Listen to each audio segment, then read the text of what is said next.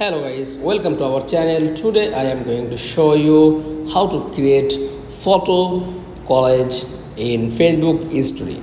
Okay, so let's get started.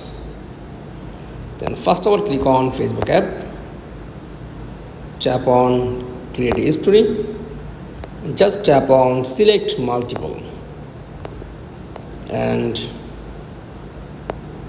select multiple picture and tap on next option and just tap on this option photo collage. That's it. Just tap on share and create photo collage in Facebook history. That's all.